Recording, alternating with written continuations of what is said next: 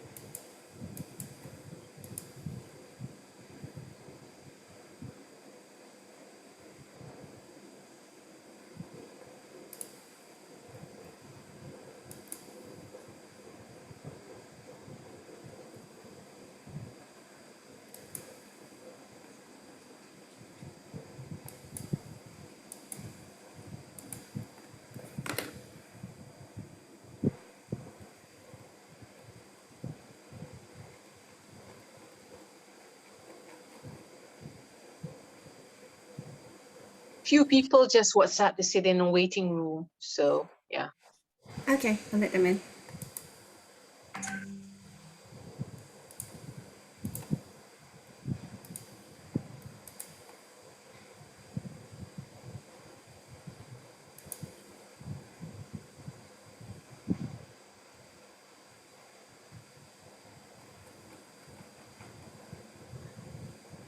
And Kevin, Dino, do you have a preference who goes first? Or John, have you got a plan for that? I think Kevin will go first, right? If Kevin's okay with it, Kevin? Yeah. Okay. Let's just wait like 2 more minutes for everyone to join in.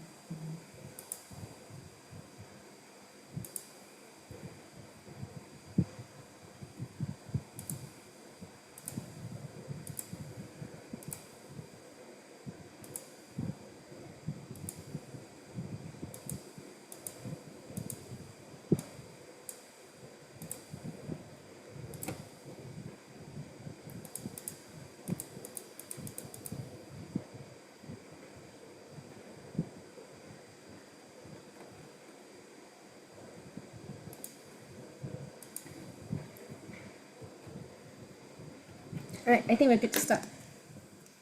Okay.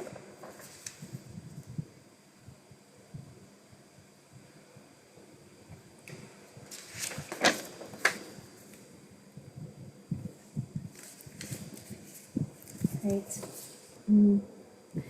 Hello, everyone. Thank you for joining us today. Very good afternoon to everyone present here.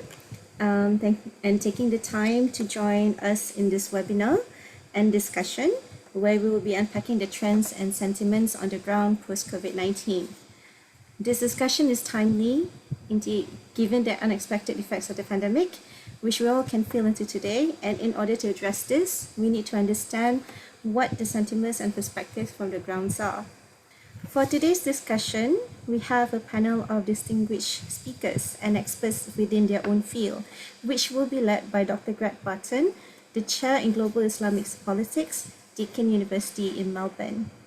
So before we move on to the discussion, we would like to invite all of you to be part of this conversation simply by posting your questions in the chat function. And we will do our best to answer your questions as much as we can. So with this, I would like to pass the floor to Dr. Barton to introduce the panel and to lead the discussions. Thank you.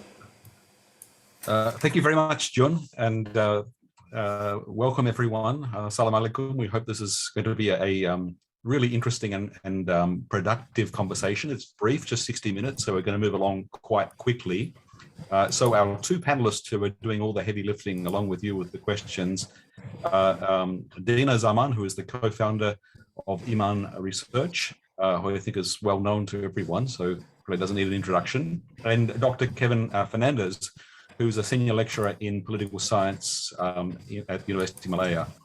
And both are going to be looking at aspects of identity in Malaysia as they're playing out right at the moment. Of course, the COVID-19 pandemic, which is affecting the world, is really impacting heavily on Malaysia. So that's having a big bearing on how people are responding to pressure and making sense of things. Dina is going to be drawing on a new book, which is coming out any day now, in the next few weeks, I guess, Dina, on Malaysia and Malayness, looking at this question of identity and understanding ourselves. And Kevin is going to be wrestling with some of the same issues. We've seen a lot of pressure on all societies around the world because of the pandemic, and in Malaysia it plays out in different ways in terms of some who find it harder than others and some who are being blamed, and trying to make sense of why that's the case and what we can do to help each other is critical. But enough from me. So I think, Kevin, did you want to lead off first, and then Dina, and we'll ask you some questions and get questions from the floor as well. Thank you, Prof. Greg, for the kind introduction. I will jump straight into this presentation research, which is on women activists, how women activists of Malaysia adapt to overcome differential treatment in Malaysia. I would like to first of all say thank you to Dr. Haas and Lin Ken for their patience, in the first part of Quran. They have to really help me to refine my research area. And what I noticed back then was during the MCO1 was that this woman activist that was trying to defend the rights of the Rohingyas when the boats were asked to turn around, she faced a gender-based bullying, and it pushed her to go underground. So that led me to. Can you hear me better now? Hello. Mr. Kevin, if you can adjust your microphone, you sound a little bit like a little bit soft. Okay. Can you hear me better now? Hello. Yeah. Is this better? Yes, okay. Much better. Thank you. So I would like to thank Dr. Haas and Lynn McCain, especially for helping me with this, refining my research on gender-based bullying, especially targeted towards women activists. Now, when we look at this topic of gender-based, women activism, in my research, I found that there are 4 revolutionary points that shape discourse relating to women and politics in Malaysia. One was the Nadra affair of the 1950s. And then the 1980s Mahathir Anwar-led building of institutions that shaped Islamic life. And then you see in 1997, more women activists, during the Reformasi movement, joining or participating in mainstream media, mainstream politics. And then in 2018, the culmination of this, the fall of 61-year-old regime, BN being replaced by the PH government and its transition then to PN. Now, of course, in the 1950s, what we see is this period of tumultuous change and experimentation across the Muslim world. Iran under Muhammad Mossadegh, this is in the 50s, other Pan-Arabian countries, including Southeast Asian countries like Indonesia under Sukarno, were nationalizing oil and gas facilities at the expense of Western hegemony. Domestically, around this time, we also see that the Islamist camp within UMNO deciding to form the PAS, Pan-Malaysian Islamic Party. Now, the Nadra affair that I was referring to of the 50s, or Maria Herto, was adopted by her Muslim foster parents during the early years of the Japanese occupation. Fear of being repatriated back to Holland to be reunited with her biological parents, she was married off by her foster parents to a school teacher in Kelantan. By the time the British intervened, she was a Muslim woman married under Islamic law, and though she was successfully repatriated, Malaya faced the first bloodshed caused by a direct confrontation between belief systems. The riot killed 18 people in KL and Singapore, injuring 173 people.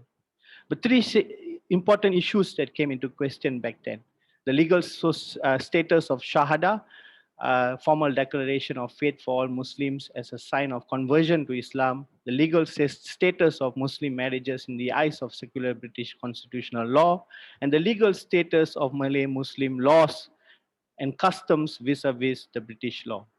These themes will be a recurring theme we will see throughout this study. Now, in the 1980s, next slide, please. Sorry. In the 80s, you see Mahathir Anwar led building of institutions that shaped Islamic life. At the federal level, you see Islamic Missionary Foundation or Yadim being operating at that level. And then you see in the 70s, the National Fatwa Committee was established under the National Council for Religious Affairs, MKI, which generally informs and regulates the general conduct of Muslims in Malaysia.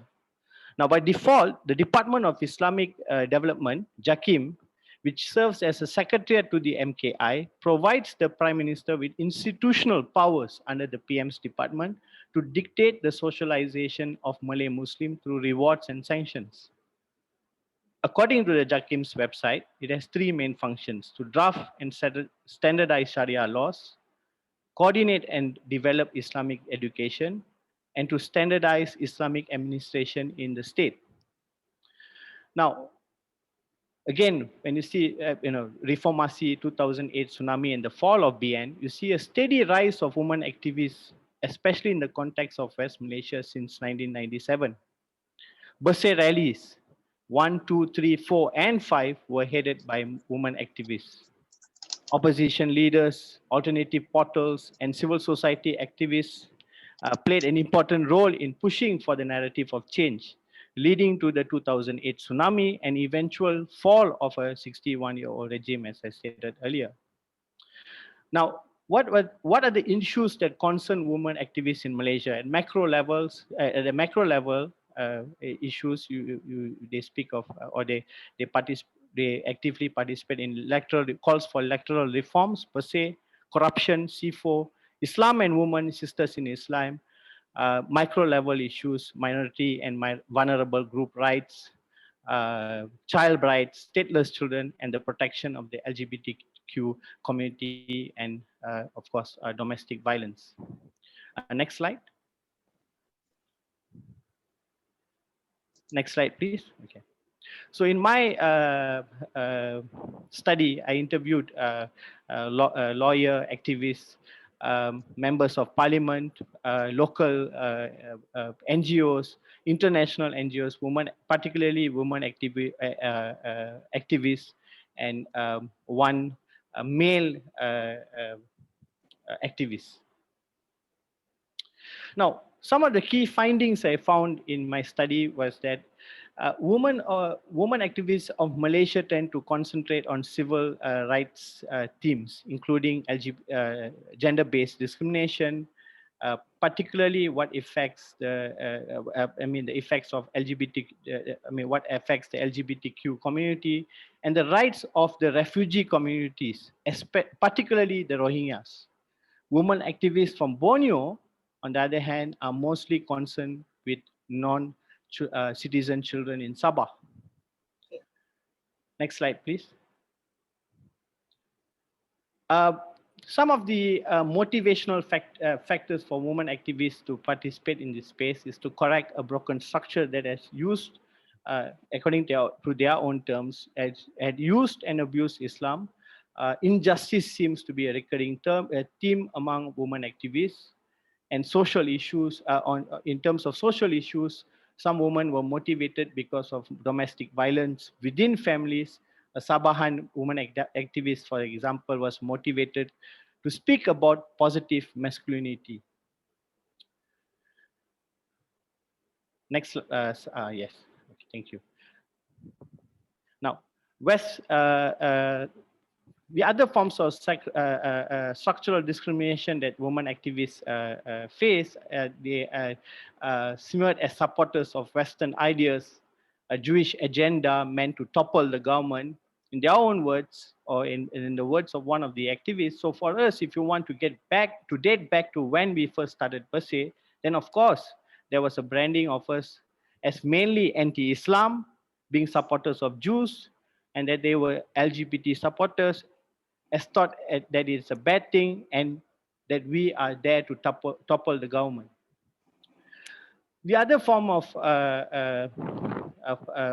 the other finding that I found interesting is that this issue of doxing, harassments, and online hate. According to the words of one of the activists that was doxed online and through WhatsApp and a handphone, she says, "I strongly believe that is the case because of a lot of insults that I received through my WhatsApp, through my handphone, Facebook, and all that. They call me traitor. So I believe that this is because I'm a Malay speaking for the Rohingyas, the foreigners, and they cannot benefit from it." She seems to be referring to the structure. Most importantly, she highlights that she was doxxed by a Facebook page that was belonging to a political party, PPBM.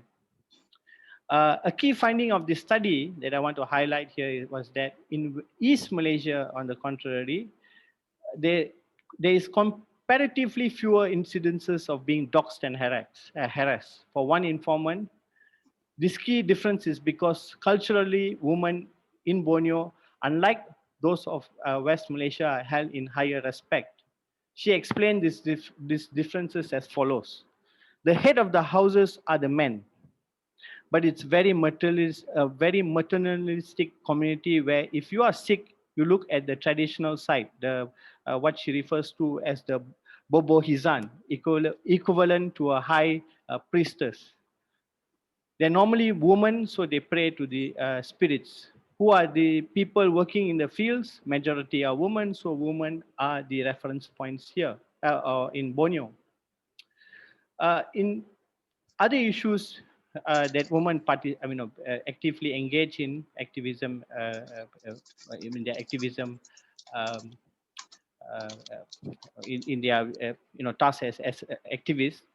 Child marriage is the other one. But what is interesting is that in between 2007 and 2017, there were a total of 10,000 marriages involving Muslims and 5,000 involving non-Muslims, with the highest numbers recorded in East Asia. So one of the activists claim, according to her own words, actually what Azalina, an MP from the then opposition BN and now part of the PN, pointed out very correctly, is that by law, for one engaged 16 and below sexual intercourse in marriage is already statutory rape. So how can you justify child marriage and say that it goes according to religion? So which one comes first, constitution or the law? Now, the other thing that I found interesting with women activists in Malaysia is that they are very well aware of the effects of perceptions. As one of the informants opined, Prime Minister Mr. Najib, they talk about how he has swindled money, how he has been abusing his powers. But when we go after his wife, Mrs. Rosma, we talk about her hair. It's always been about hair and what she's wearing, like why did she do that, etc. She goes on to say, in Malaysia, you have to be extremely careful, and it's made me perhaps far more guarded in my interactions, at least in terms of expressing her thoughts. The private domains of women also receive greater scrutiny compared to men. She further expresses her disdain for the continuous media coverage of a separation from a partner. So my last slide, I would like to highlight that these global issues of lack of funding that women activists now are facing, because they tend to opt to pressure the government to improve on this issue of governance, and they rely on international funding. This puts them in a very precarious situation. The other issue with working from home, they say they also actually at risk. They're risking their lives and their loved ones to participate in feeding programs and other similar outdoor activities. There's this issue of loss of capital, and because they are heavily reliant on the internet for, pushing for change. They are, the power then has, the politicians have a better advantage of not responding to these activists, whether on Facebook, Twitter, and whatever not. Thank you for now. If you have any questions, I will take them as we come along. Thank you, Prof. Greg. Over to you. Thank you. Yeah, thank you, Kevin. That's fascinating. There's a lot to unpack, and I think it's really good that you're looking at women activists. It's something we don't hear enough about, and I think this issue of gender, whether activists addressing gender issues or just being attacked because of their gender, is something that we'll figure in our conversation tonight. But Dina, to you, and I think you're taking approaching these issues from a different angle, which I think is very complementary. Right. Thank you, Dr. Kevin. Thank you, Professor Greg Barton. Hi, everyone. Dina here from IMAN Research Malaysia. My book will be coming out at the end of the year, but thanks to COVID, everything keeps being shifted to the back. So I don't know when the book will come out. But I am doing research on certain things that's happening in Malaysia, and it started in 2018. During the anti-ICERT rally, when I saw on Facebook photos of young men wearing the Malay headgear, the tanja. And I thought, okay, this is really, really fascinating. So as you can see, the title of my presentation is actually inspired by James C. Scott, Weapons of the Weak. And if you go through this, the narrative is almost similar to what Dr. James C. Scott actually said in his books. And what we're seeing right now is about two communities. I'm going to be focusing on, young men and women today who actually feel that they have no social capital. And the way they're doing this uprising is because they feel that they are the weakened demographic in Malaysia. And I know a lot of people probably have a lot of questions. How can this be? Because we're Malays, we're the dominant race. So just allow me to just go through some of the slides, yeah? What I noticed was that, not yet, June. What I noticed was that with the boys, and I call them the Tanjak boys, right? They are from a certain, they're all based in Selangor. I would say they come from working class backgrounds, right? And many of them have felt that, we're disenfranchised. We're not the rich Malays or the Malays that have the connections. So the state has failed us.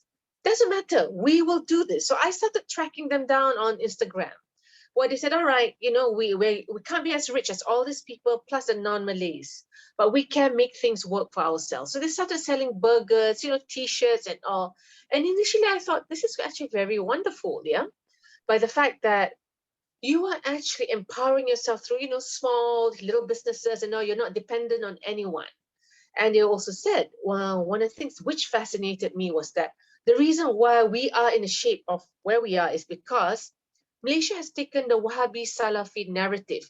We are Melayu Nusantara, So then that was when I started seeing this spike in people buying books on, the supernatural, paranormal, mystical practices. Yes, I bought them also, Dr. Greg, just to see what it was all about. And I realized, okay, and when I started talking to these boys, and this is all over WhatsApp, right? Wow, you actually believe this is happening? They said, look, this is our roots. We believed in the moon, the rituals and all that, because that is what we Malays of this Tanah Melayu is all about. So I went, okay, I admit I did take a silat class, meditation and all, just to see what was all about. And I thought, okay, this is pretty good. So next slide, please. Thanks, June. Next, okay. So why is this happening? As I mentioned earlier, right? This is the pushback against the state, They're very pro-Malay, but not pro-Malay in that UMNO way, okay?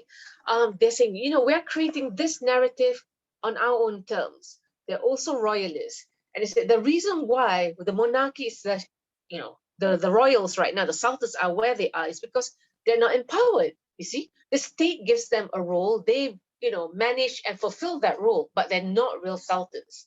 They're also pro-language and culture. And they say, look, we're tired of Arab words like, Jazakallah khairan for terima kasih. We have a beautiful language. Okay, and the Islam they want is the Islam Nusantara of the old. They're entrepreneurs, they're very sustaining, and what I thought was fascinating was a small percentage of the profits that they make, or the proceeds that they make from their little businesses will go to charity. Yeah. And why is this? Because it's, as I said, Malay youths don't have the identity. We lack social capital. When you join us, when you become one of us, this Tanjak boy, you have a direction in life. And one reason why my presentations on this matter keeps changing is because it changes almost day by day. Now, last week, 2 weeks ago, yeah, this young man that you see actually had called, right? It's called Misi Melayu, actually called all young people, young Malays, to join him. And he had a 21 point, I don't know what it is, charter, basically, this is going to happen, this thing. And one of the things that he said was to be arrested by the police, because by being arrested, people would know who we are. And he was arrested, And when he came out, he actually said, it doesn't matter that night or two in prison, this is going to further our agenda. We have to wrest this back, because look at what's happening right now. We're waving the white flag, the black flag, the red flag. The government's not doing anything to us, for us. So I thought, okay, one of my fears is that while I had some admiration, then you started seeing, like last year, yeah, and around late 2019, people in political parties or far-right nationalist movements saying, okay, even though they are basically Islamists, right? They were saying, we have to also adopt, wear this Tanjak, Baju Melayu and all that, because that's one way of getting the youth to vote for us. So I don't know whether these boys actually know what's happening. I mean, I haven't been able to talk to them because of COVID and all. So we'll see how that goes. Next slide, please, June. Now, this is, all right. Now, this is interesting. In the last 2-3 years, right, especially when Pakatan Harapan took over in 2018, we saw a spike in far-right nationalist groups. With far-right groups, another one, they basically mushroom by the day. One of them is ISMA, Centra and all, and they're all funded by ISMA. Now, ISMA is very interesting because they're all very well educated. They don't need funds from Saudi. They are not funded by anyone at all. They've got that money. They speak English very well, but they're very conservative. Now, last week they had a forum, which I didn't attend because I had to get my vaccine. But colleagues and friends who attended the forum actually said, some of the things they said actually had a point. Like, even though they're all professionals and they have the money and the homes to prove it, they said there is huge Islamophobia that's being demonstrated towards them. They said, basically the mainstream media will not publish what they say. They said they've actually sent, like in 1 month, there have been like 20 cases of Islamophobia in Malaysia. And they said, well, you know what? Even though we are the majority race, we are Muslims, the fact that the rest of Malaysia views us as a threat shows that there is a problem here. Now, I think people like you and me will probably say, well, there is a problem from, when you look at a multicultural fabric where you want to protect, multiculturalism. And then you have also this group saying, okay, you hate us, so we'll arrest this. And of course, some of the things that they are aligned with, believe in, right, may not be, other communities' cup of tea. But it's fascinating, you see, in this last few months itself, during COVID, right, I think quite a number of you are familiar with Kinokuniya bookstore in Malaysia. One of the members actually went there and saw that Kinokuniya was selling books that promoted LGBT, morals and all that. She was able to actually get Kinokuniya to stop selling the books. And I thought, wow, that's pretty powerful, that the fact that you can actually do this. Yeah, I'm sure the people from Kinokuniya were very frightened. So they said, okay, we're not going to deal with this. This is a Muslim matter. Just take out the books. We'll make up with other books. Right now, Suhakam, our Human Rights Commission, right, wants to do a study on the third gender. I am not privy to what the proposal or the project is about. I'm just assuming that this study is about how to work with transgenders and all that. But you see, they actually created a, what do you call that, a change, a petition. And overnight, they had about 20 to 30,000 people signing in saying, we don't want the study. We don't promote LGBT lifestyles. We don't want transgenders to be, to be studied. And I thought, wow, overnight again, within less than 12 hours, 30,000, signatures there. So you're seeing, and oddly enough, despite the fact that, Malaysia is very patriarchal, this group of women are leading the charge. So I've got a lot more, but I know Greg said that we've got to put all this in a very, very short presentation. And you just start looking and thinking, okay, and they are actually driving the agenda. Okay, they are the ones who are networking with the churches. They are working with other groups to say, okay, what are the commonalities that we have with each other? And I remember talking to one church member who said, Dina, we're Christians, and there are some lifestyles that we don't approve, such as LGBT. So even though we don't agree on certain things, we are united on that. And on the Allah issue, the Christians said, okay, this is how we view this Allah issue, because in Borneo it's like this, in Sabah and Sarawak, but in Peninsula it's not like that. And they said, oh, now we understand this. And they said, we're having this conversation. So we are basically brothers and sisters, sharing a faith, believing in a God. Next slide, please, yeah?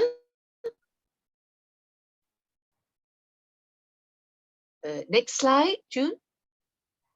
Okay, so I mentioned earlier that everyone of the people that I have mentioned, feels that the state has failed the Malays. And, if you were to go into all the data that we've gathered, right, the young feels that the state, sanctioned religion, state-sanctioned Islam doesn't speak for them. At the end of the day, when you look at young Malay boys, many of them are not in universities.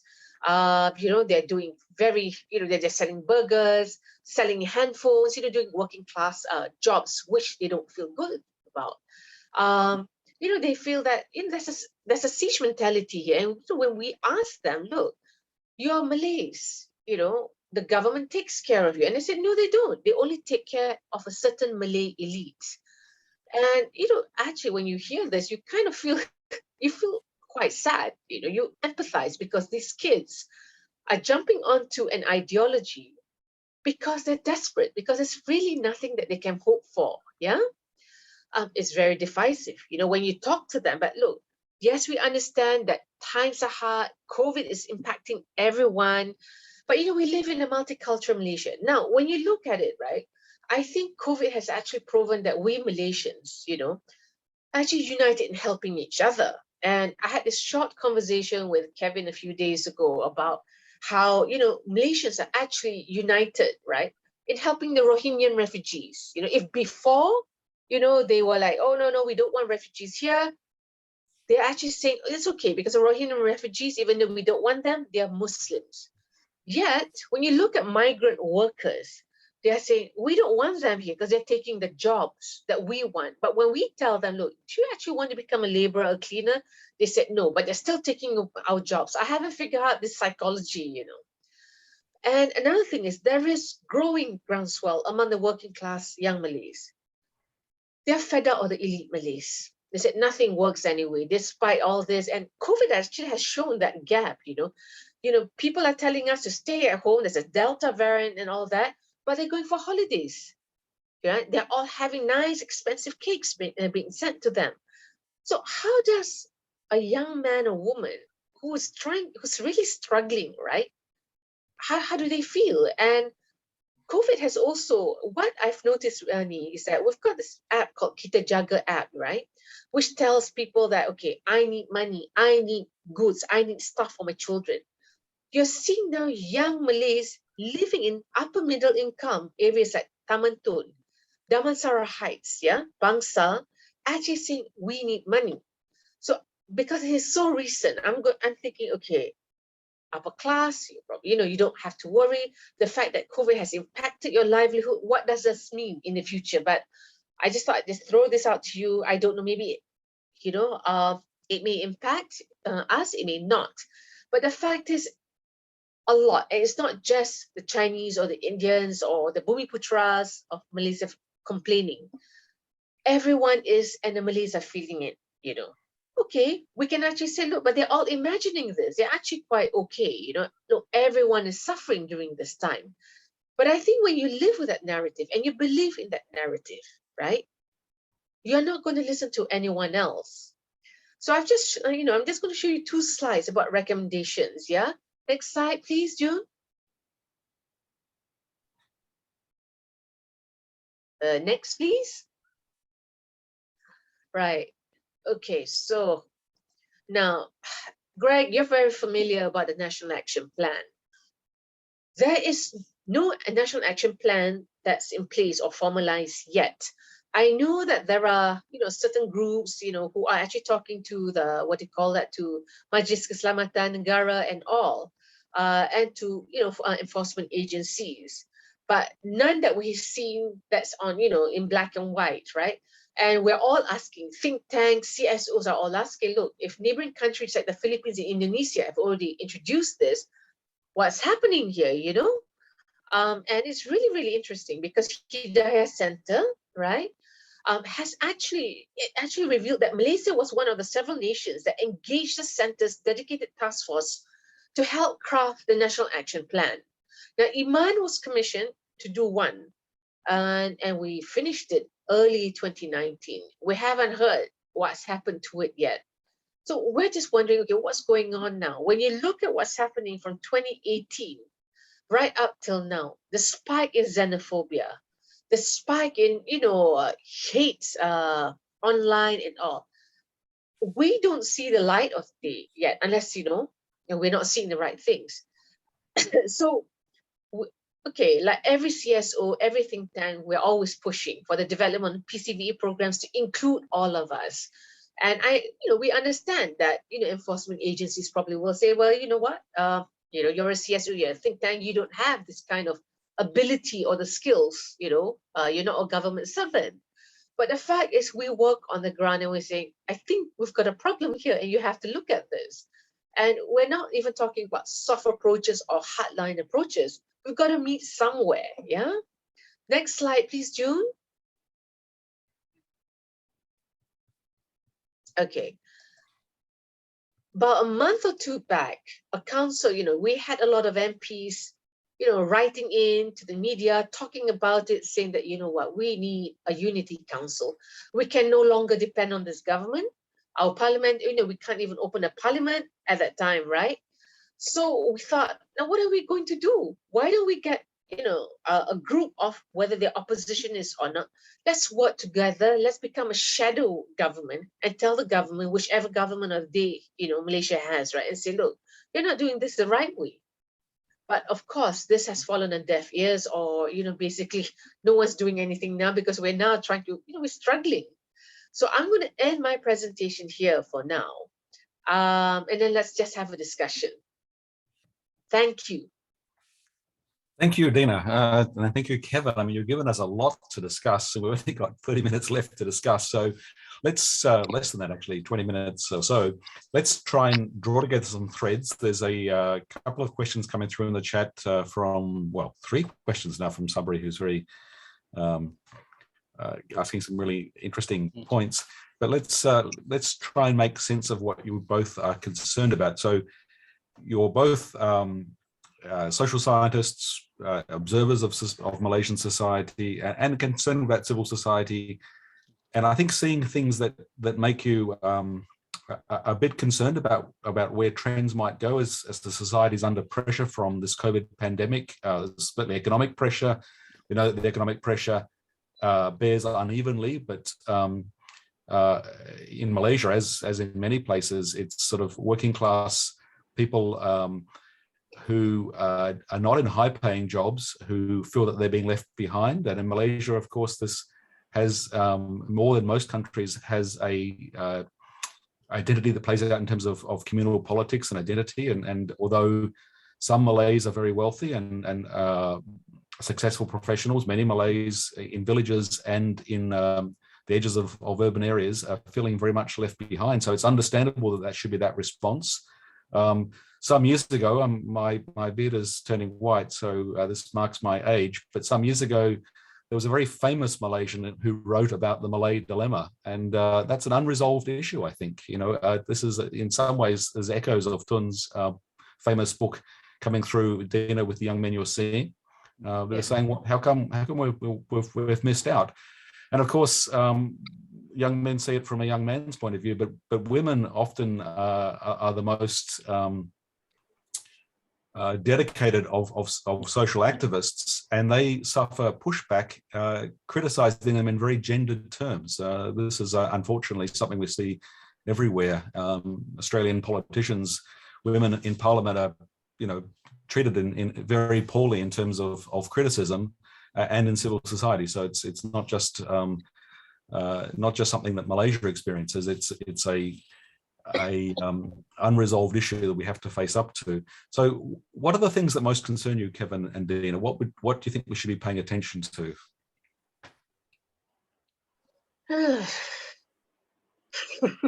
Kevin, I'm going to let you answer this. What worries you, Kevin? So in terms of my research, I will stick to my research. The incidences of hate speech against women activists. I think that there's not enough work done to highlight this.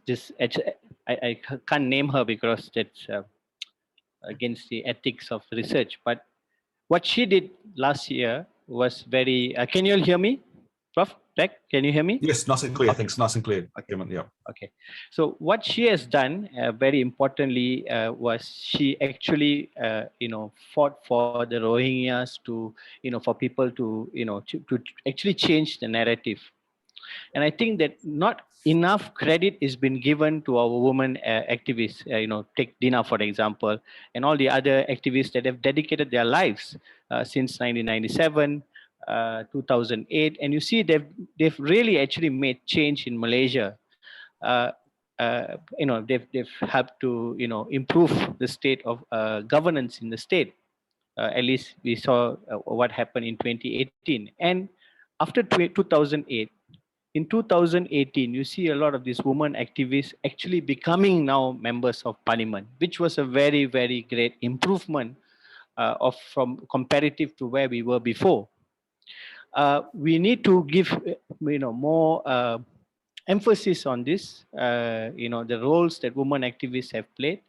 It has, they're more dedicated, like what you said. I totally agree. And before this research, I really did not know the kind of discrimination that they they faced, because they have to be conscious about how they dress up.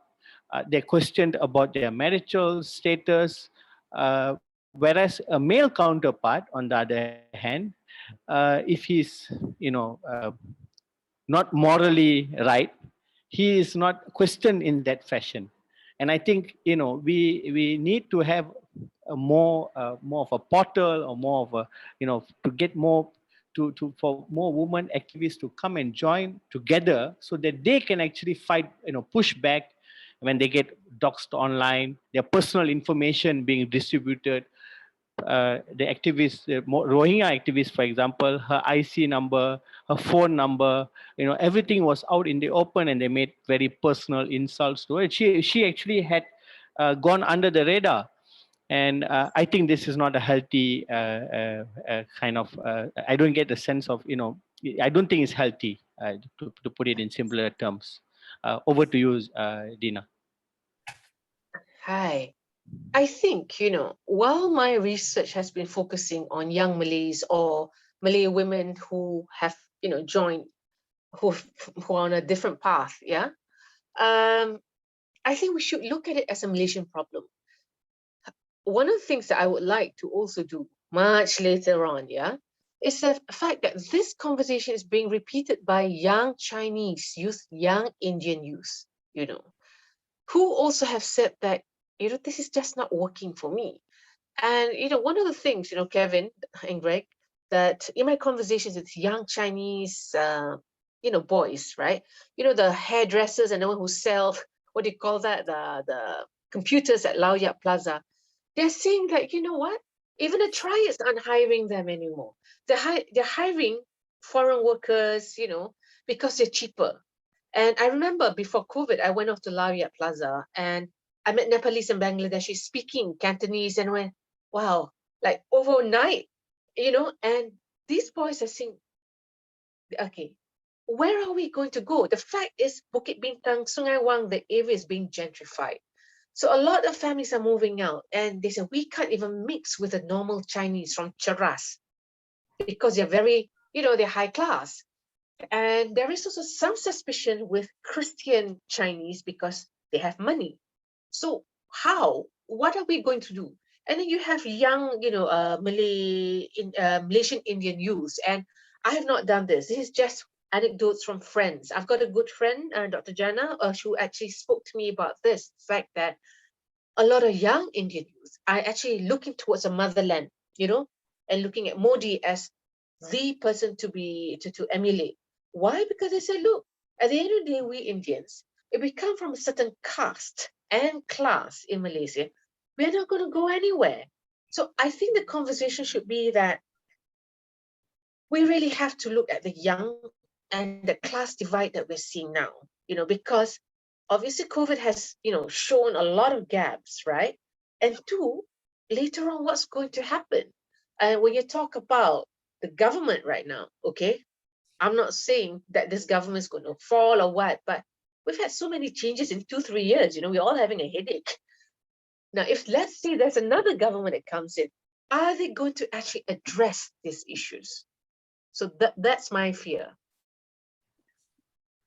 Yeah, there's a lot to be concerned about, isn't there? I mean, I noticed in the chat there's some good questions coming through, and Hashim makes, I think, the very important point that the sense of being left behind, or as it was sometimes put, fear of falling in the sort of middle of America, the so-called flyover states between the West Coast and the East Coast elites, that gave rise to Trump and Trumpism. And, you know, that has very understandable dynamics, but also quite worrying dynamics. It's not unique to any country. So in America, it's Trumpism, and we see it as being sort of white and white identity and right wing. We see it across Europe manifesting in certain ways. In Modi's India, it unfortunately manifests in a way that leads to Muslims and other minorities being badly treated. Of course, we know this very sad story of Myanmar and Burmese nationalism. So there's a lot to be concerned about if people's need to belong and have a tribe that protects them results in a kind of identity dynamics that becomes toxic, that turns on others and blames others. That's an immediate and real fear or concern. So we need to acknowledge these legitimate grievances and these very real economic and social pressures. What can we do to try and overcome these forces that might divide society? Ooh. What alternative do we offer that is a solution that helps people see grounds for hope? I mean, there's been so many good things happen in Malaysia in recent years, cross-communal, in even some of the activism about politics has brought together different communities in a really positive way, and yet the pressures of the pandemic seem to be undoing some of that good work, or maybe it's just impacting different segments of society. I think the this rise of populist leaders across the globe that Prof, you're referring to. Yes, there is if you look at the triangle, the elitists, they're trying to say that the elitists is, we are the people and the elitists are the bad people. And then you have what you said 2 days ago, you also have the foreign workers and the immigrants that, need to be, they are also trying to get our jobs, and that's what we see maybe in other parts of the world as well. Now, again, here I see the importance of inclusivity. When you include women activists in this arena and you give them the space, you'll be addressing issues like domestic violence, because they have the tentacles. They can actually reach out to other women, those sort of issues on the one hand. And they also play this role of educating that Hashim speaks about. You know, in 2018, maybe greater efforts could have been put to, you know, to protect these activists. And now we are facing this problem.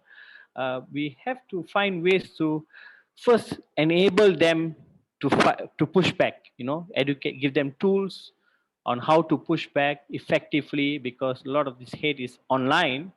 You know, this fear is, you know, you don't actually harm them by actually instilling fear online. So we need to get them to come together on a portal, on a website or whatever, to push back, because most activists, women activists, are actually in WhatsApp groups based on the data that I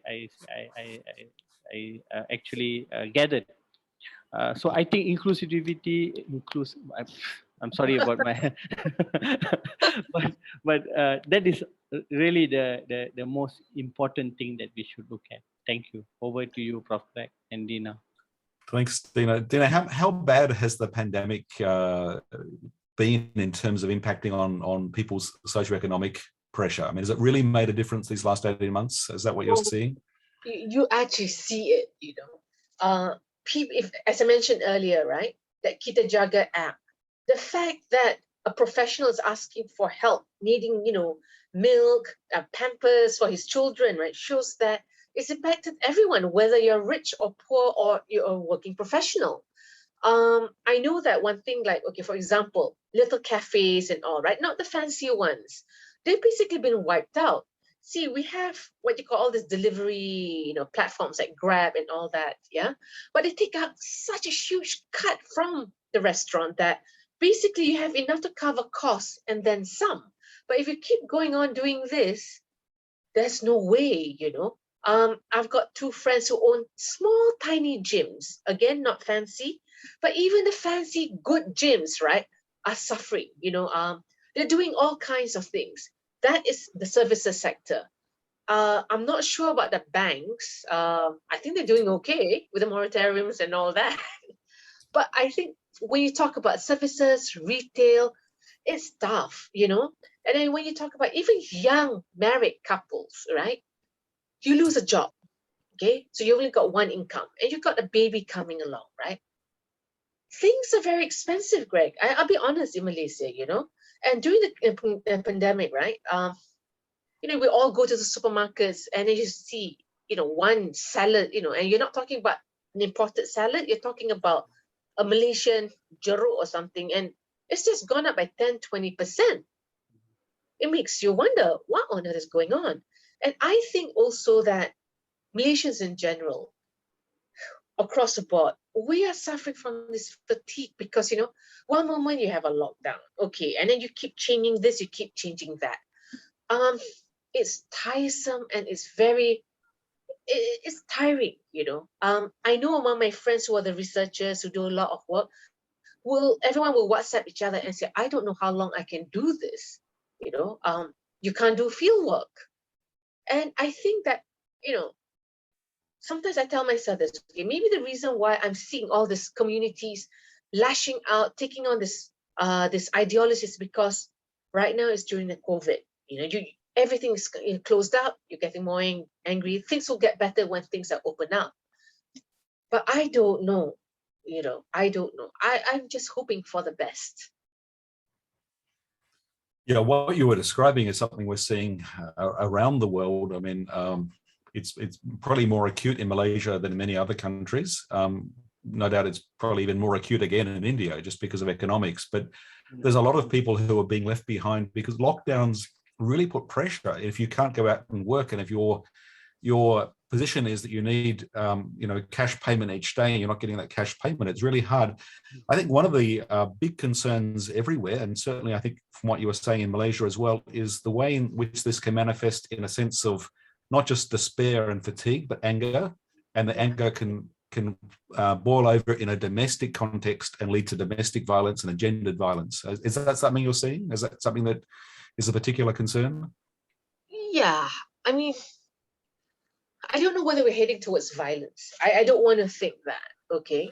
I scooped I the don't mean at story. a social level necessarily, but even at a domestic level, because I mean the research in societies like Australia suggests that domestic violence spikes up along with Oh mental health yes, concerns. Yeah. yes, that has spiked up. Mental Yeah. health also has spiked up. And a few weeks ago, someone actually WhatsApp a little banner, right, that was written in red, and I think was hung over a bridge, saying that basically they wanted this government to just, it was very brutal, the message. I think the anger is is seething, and if you don't watch this, something else may just happen. The fact is, we've had so many suicides, right? Mm. And they're in public places. One happened in KLCC, I think another shopping mall, from apartments. And this is something which Malaysia has to grapple with, right? If before, and I don't want to racialize, right? But the conversations that you see is that before, if there are suicides, people say, well, they're not Muslims, they're not Malays, da da da da, because they don't have God. But now that it's also impacting Muslims stroke Malays, now you're actually seeing like, okay, the Jakim Instagram saying, don't commit suicide, reach out to us. And now they're realizing, okay, we have a problem here, Okay, I see one, people are actually, saying that it's not a failed government that we also have. We also have, our government they are basically murderers. So people are angry. I don't want to say that in the next 1 year we'll have exactly what Hashim has said, but I think if we don't solve a lot of things, I don't think the future is going to be so bright. Yeah, I think someone answered. I think it was an Akil. Yeah, he asked. What was his question, Greg? Yeah, Akil is asking about to what extent, I mean, we see that the white flag movement where people put a white flag out and ask for help and receive help, that's a really positive thing. But to what extent is there a danger of this being misused by some groups who are trying to make, who are mischievous and might use the white flag movement or the Kita Jaga Kita movement for their own purposes? Are you concerned about that being misused? It's actually started, okay, when that thing happened, right? So a friend of mine who actually monitors this also said, oh, look, this group, they're basically, they're basically racist and all that, but they've started this and they're actually supplying all this food. So I said, oh my God, what do you think about this? I said, you know what, at this stage in Malaysia's life, right? At least they're doing something. They're racist, they're horrible people, but also helping people.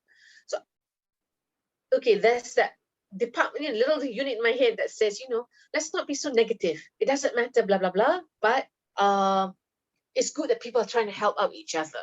But there's also another head saying that, another part of my head that says, okay, they're helping people. Maybe they're trying to, radicalize them. Maybe they're trying to, influence them. But yeah, it's a catch-22 lah. Prof, Yeah, it's a concern. Kevin. So people, what we know now is that people don't live on fresh air and sunshine. Yeah. They need food. What I think could have been changed, at least altered, maybe done differently, let's say, was that instead of giving 300,000 to members of parliament, people also don't like to actually ask for handouts. They don't want to be on that receiving end because it's also about dignity. It's also about their mental health. I would have recommended, why don't we, really give targeted, like BRIM, give the money to their bank accounts. It would have helped them to, at least not expose that, they expose themselves and, and the problem I see with this sort of handouts is that people actually take pictures and they put it on Twitter and Facebook. That demeans the human, your self-esteem. And I think it could have been done differently. If you had 300,000 to give to 222 MPs, maybe, just maybe, giving them targeted vouchers or money directly to their pockets might have helped individuals. Now, whether you should give it to the male counterpart or female counterpart, that I mean, the partnership, that one I don't want to comment because that's not my specialization. Some people will say the head of the family is the male, but everything is run in the house is run by the wife. that I leave it to the government to decide, or the experts on the field to say such, contribute on such things. But really, the initiatives now are they're really demeaning the people mentally, and I mean it creates a bit of a mental strain, I would say. Yeah. Thank you. Yeah. Yeah, and this has come as a kind of a perfect storm moment too for Malaysia, I think, because there's, even without COVID-19 and the pandemic, there are challenges with politics and forming new government. There's been economic pressure for a long time. And then the pandemic comes and it's just making everything more stressed and more difficult. And in civil society, there's not much we can do about changing politics directly. We can offer suggestions, we can comment, it's legitimate to criticize, but we can't really change things. What can civil society do right now let's say for the rest of 2021, the second half of the year, and going into 2022 when these problems will still be there? What should we be focusing on that perhaps we haven't given enough attention to? Is it gender issues? Is it urban poverty? People feeling left behind? Identity politics? What's top of your mind in terms of what can be done? Whew. Wow. You know what, Greg? I'm just going to quote a friend, Mahi Ramakrishnan. Kevin knows her, right? So we did a small podcast and we asked, and I believe, our host, Amina Russell, asked her this, okay, what can we do to make your life better? And she said, for all these problems that we have, right, I think we all need support. And it's not just CSO, civil society, or the government. I think we're all exhausted, and we don't have, we don't have that support to actually tell us that, okay, we'll help you with this. Well, I mean, some of my friends who are activists or social workers are just collapsing. They develop depression, and also support will be great, I think. I don't know, Dr. Kevin?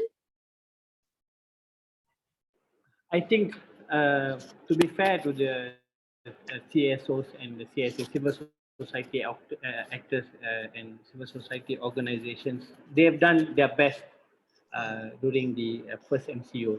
And like everybody else, they're actually having a pandemic fatigue, these continuous webinars that they are contributing to. They have really filled in where the government may have, if it's too much to say, I'm stretching a bit too far, where the government has failed, the CSOs have done, CSAs have done a very, very good job. So they too are facing a pandemic fatigue. How long are they going to go and ask for money from people? Yeah. And then people like Mahi, since Mahi was mentioned, she goes out to Klang, she goes out to Selayang, and they have contributed to these communities. The other, I wish I could mention her name, but I don't want to put her in trouble. But the other activists have done a lot in this space, and the thing is that our politicians, and really I'm shooting myself in the foot right now, they're quite busy with who's going to be in power right now than actually handling these issues.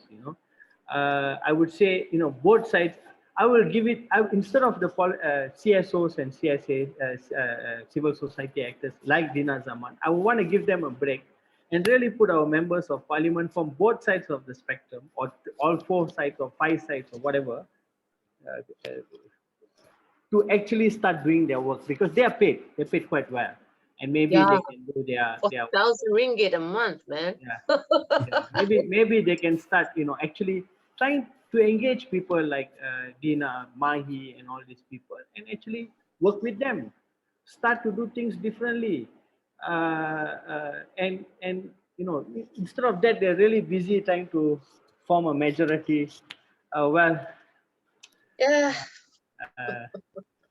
That's the state of affairs, Greg. I don't know how to. I'm trying to fill up my papers now to migrate to Australia. Do you think it's a good idea? I'm going to fill up my paper. You really are. I'd love to see you, Kevin, but I'm concerned for Malaysia, and I the solution to Malaysia is not for everyone to leave. let's ask Dina what the solution is in terms of summarizing our discussion. I wish we had more time to get into this, but it sounds like we've got to find a way of encouraging each other and helping each other, and partly that's just acknowledging that the stress and the concerns. Right. This problem is going to go on for some time yet. We thought this pandemic might have concluded by now, but it's clearly not. We can't solve the problem of Malaysian politics easily. But what can we do to encourage each other? And we see these sections of society that are really doing it tough and expressing their anxiety and frustration and even their anger. What can we do to try and prevent the worst things from happening and bring back some of that cross-communal cohesion and cooperation that we need? You know what? I think Malaysians, young or old, want to see new faces. Oh, just like Kevin, I'm probably going to shoot myself in a foot. But I think we're kind of tired of very, very old Malay men telling us what to do.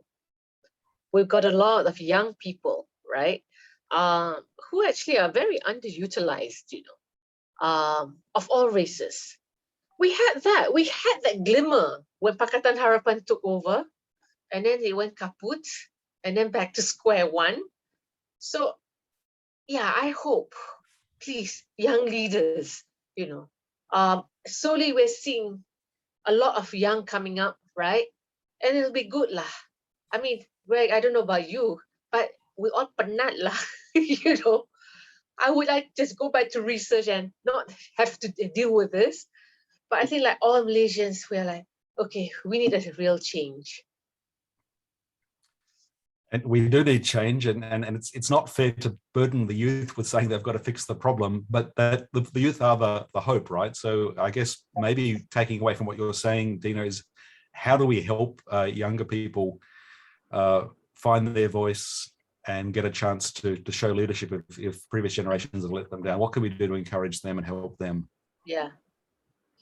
And I think both you and Dina and Kevin, you're both pointing out that these issues take on a very gendered form as well, and women activists get hit harder than males. They often do more, and they get hit harder.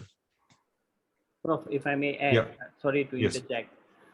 Young people, what Dina pointed out is so important. Young people, the students that I interact with, they are talking about different things. They're no more talking about this ethno-nationalism issues, etc. They've moved beyond that.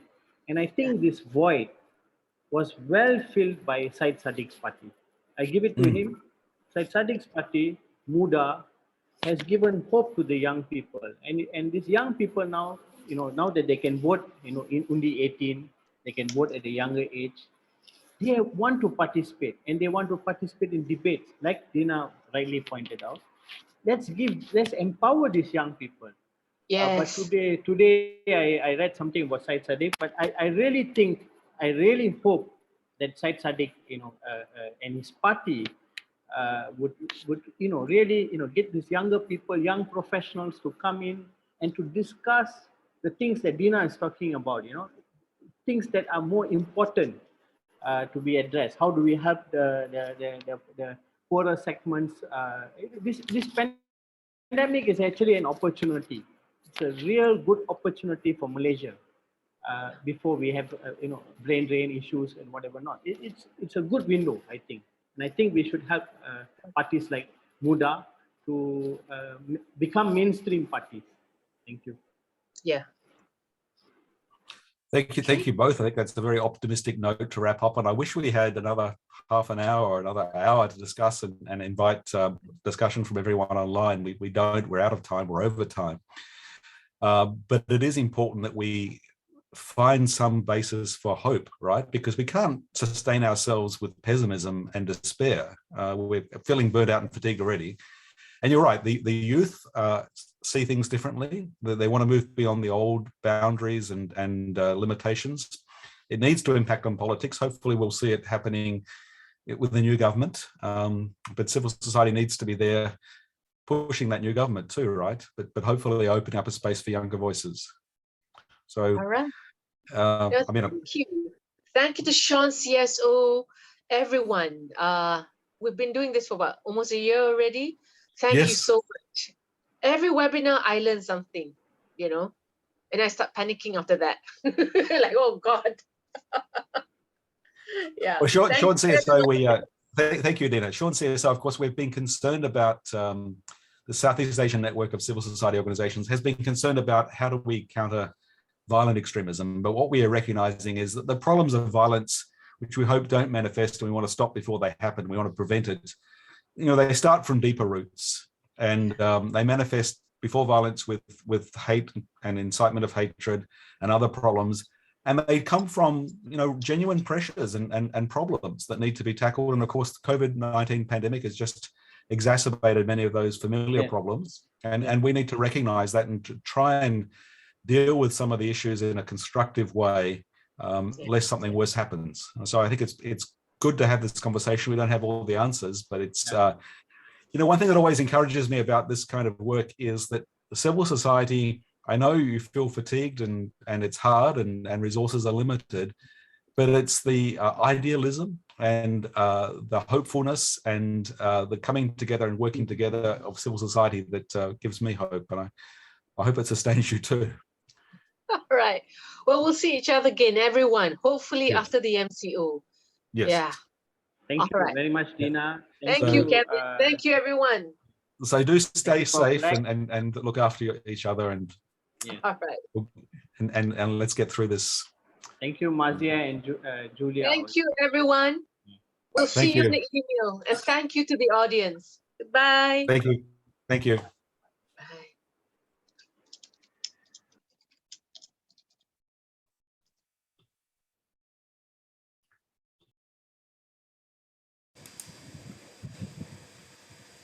Thank you, Dina.